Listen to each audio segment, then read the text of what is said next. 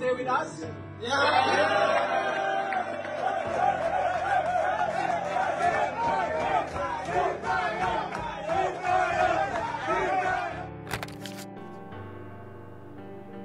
Straight back in Singapore here.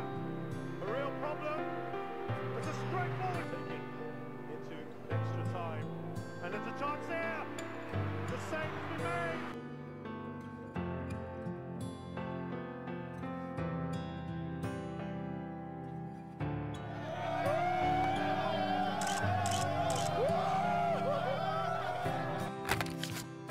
Ketika kabar pemecatan Shin Tae-yong diumumkan, banyak yang terkejut.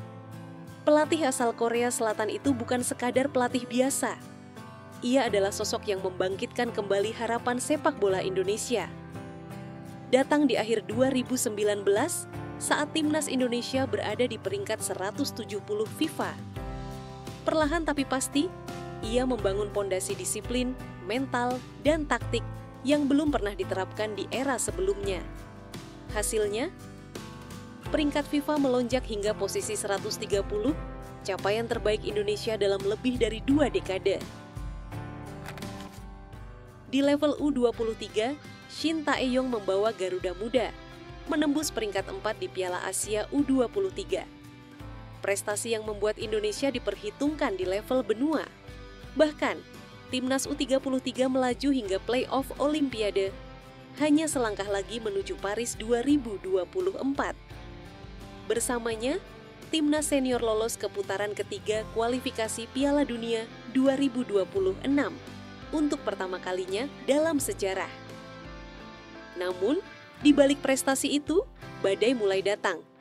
Kekalahan dari Cina, hasil imbang melawan Bahrain, dan tersingkir di Piala AFF membuat kritik menguat.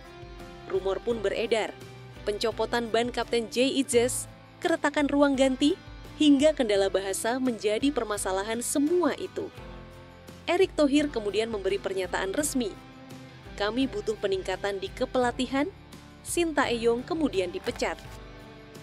Begitu Shin Tae-yong pergi, 3 nama besar muncul sebagai kandidat. 1. Patrick Kluivert, legenda Barcelona. 2. Giovanni van Bronckhorst, mantan kapten timnas Belanda. 3.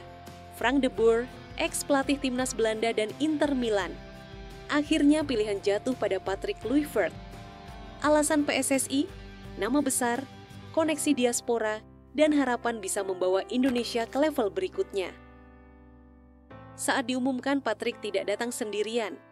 Bersamanya ada Alex Pastoor, sosok yang dijuluki jenius sepak bola di Belanda. Alex Pastoor, nama yang mungkin belum sering kita dengar di sepak bola Indonesia. Tapi di Eropa, ia adalah sosok pelatih berpengalaman. Lahir pada 26 Oktober 1966 di Amsterdam, Pastoor menghabiskan karirnya sebagai gelandang sebelum banting setir ke dunia kepelatihan. Di Belanda, ia pernah memimpin Excelsior dan NEC Nijmegen, bahkan mencicipi tantangan di Austria bersama SCR Altach. Gaya latihannya terstruktur, mengutamakan penguasaan bola, dan menuntut pemain untuk disiplin dalam setiap posisi.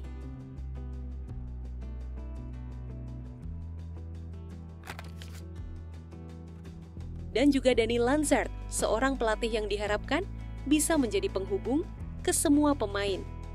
Karena Lanzard bisa berkomunikasi dalam bahasa Indonesia, Inggris, dan Belanda.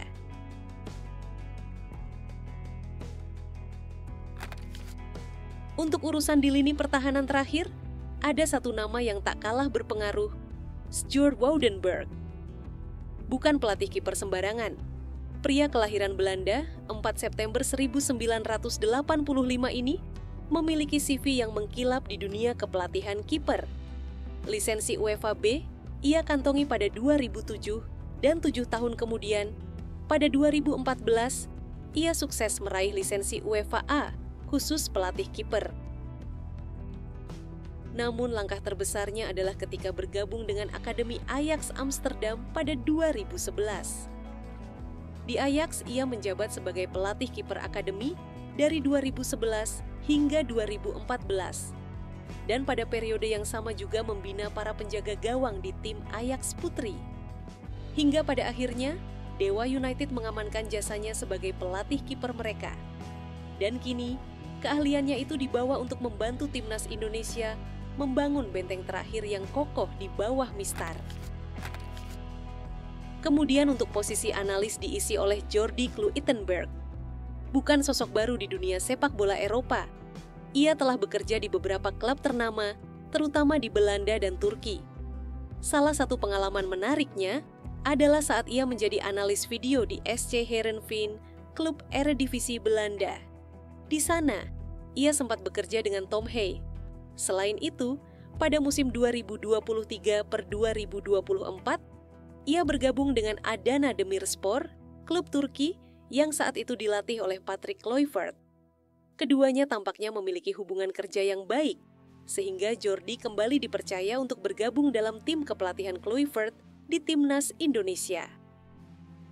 Sebagai seorang analis video, tugas utama Jordi adalah menganalisis pertandingan dengan menggunakan data dan rekaman video untuk membantu pelatih merancang strategi terbaik. Dengan pengalaman di klub-klub Eropa, Jordi diharapkan bisa membawa metode analisis modern ke timnas Indonesia. Kemudian untuk hal-hal yang lebih teknis ada dua nama, yaitu Regy Blinker dan Bram Verbruggen. Mereka diharapkan berperan dalam membangun kohesi tim, mendukung pengembangan individu pemain, dan meningkatkan dinamika tim secara keseluruhan.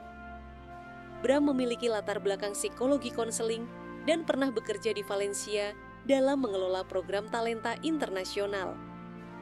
Bram diakui ahli dalam pengembangan pribadi pemain dan staf dengan tujuan membangun budaya perbaikan berkelanjutan, terutama bagi para pemain muda dalam menghadapi tantangan sulit. Mereka mempunyai tugas untuk mengembangkan potensi pemain muda dengan menggunakan metode pelatihan yang mereka pelajari. Setelah kita menelisik figur berpengaruh di belakang layar, kini giliran sosok yang jadi jembatan antara filosofi Eropa dan struktur sepak bola Indonesia, Jordi Cruyff. Anak dari legenda Johan Cruyff ditunjuk resmi oleh PSSI sebagai penasihat teknis timnas Indonesia. Salah satu misi awalnya memang membantu PSSI memilih dan mempersiapkan direktur teknik baru, tapi juga memastikan transisi berjalan mulus. Menyediakan blueprint atau rencana kerja yang bisa dijalankan oleh direktur teknik pengganti nanti. Sebagai penasihat teknis, Jordi Cruyff tidak datang untuk sekedar memberi masukan di atas kertas. Langkah konkretnya mulai terlihat, salah satunya adalah menyarankan PSSI membentuk tim pencari bakat yang benar-benar mengerti DNA sepak bola Indonesia. Jordi paham, talenta besar tidak selalu lahir di pusat perhatian.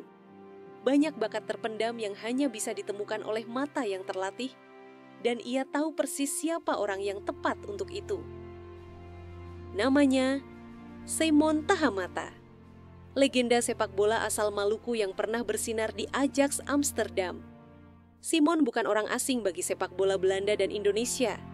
Meski sebagian besar hidupnya ia habiskan di Eropa, darah Maluku mengalir kuat di dirinya. Pengalamannya di level tertinggi, ditambah kemampuannya membaca potensi pemain muda, membuat Jordi yakin dialah sosok yang bisa menjadi mata dan telinga timnas di benua Eropa. Dus wat zij gezongen hebben, dat kent iedere Molukker hier in Nederland.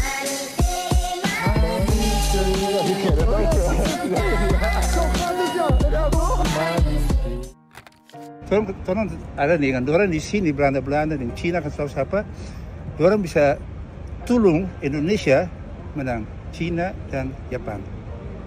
So itu kan paling penting. Dengan pengalaman puluhan tahun di sepak bola Eropa, mata Simon Tahamata kini tertuju pada satu tujuan, menemukan permata-permata tersembunyi Indonesia, baik di dalam negeri ataupun di luar negeri. Dengan satu tujuan, membawanya pulang untuk mengenakan seragam merah putih. Dan berbicara mengenai usia muda, nama yang terpilih untuk menjadi pelatih utama yaitu Gerald van den Burg. Gelandang serang legendaris Belanda mengambil alih sebagai pelatih kepala. Pengalaman Van den Burg di Eropa tak main-main. Ia pernah menjadi asisten pelatih Erik ten Hag di Ajax Amsterdam, menyerap filosofi total football modern yang membawa Ajax bersaing di level elit Eropa. Dari situ, ia belajar bagaimana membangun tim yang kompak, disiplin, dan kreatif, dan menyiapkan generasi muda untuk bersaing di turnamen internasional dengan mental yang siap bersaing. Visi, strategi, dan taktik terdengar indah di atas kertas. Tapi sepak bola selalu ditentukan di lapangan. Apakah gerbong Belanda akan membawa kita ke Piala Dunia atau menjadi eksperimen mahal yang cepat dilupakan? Jawabannya ada di waktu. Dan bagaimana perjalanan timnas Indonesia di round 4? Erick Thohir mengambil risiko besar, visi jangka panjangnya jelas, mencoba membawa Indonesia sejajar dengan elit Asia. Namun waktunya dipertanyakan. Di tengah momentum positif, pelatih diganti. Akibatnya, adaptasi taktik dan chemistry tim harus diulang dari nol. Keputusan ini akan punya dua mata pisau, sangat berhasil atau gagal total. Publik sepak bola sudah mulai bersuara di mana-mana atas hasil kekalahan melawan Australia dan Jepang sebelumnya. Di satu sisi, ada yang percaya bahwa visi besar dan pengalaman internasional gerbong Belanda bisa membawa Indonesia menembus level yang lebih tinggi. Namun di sisi lain, tak sedikit yang menilai bahwa fondasi yang dibangun Shin Tae-yong dan staf Korea terlalu sayang untuk diabaikan, apalagi melihat pencapaian yang sudah nyata. Akhirnya, semua kembali ke hasil di lapangan. Apakah gerbong Belanda ini akan menjadi jalan menuju mimpi besar Piala Dunia, atau justru sebuah eksperimen yang meninggalkan kesedihan yang mendalam? Yang pasti, sejarah akan mencatat dan waktu akan menjadi hakimnya. Kalau kamu ada di posisi Erick Thohir, apakah kamu juga akan mengganti Shin Tae-yong? Tulis pendapatmu di kolom komentar, karena diskusi kita belum selesai di sini. Sampai jumpa di video berikutnya. Terima kasih.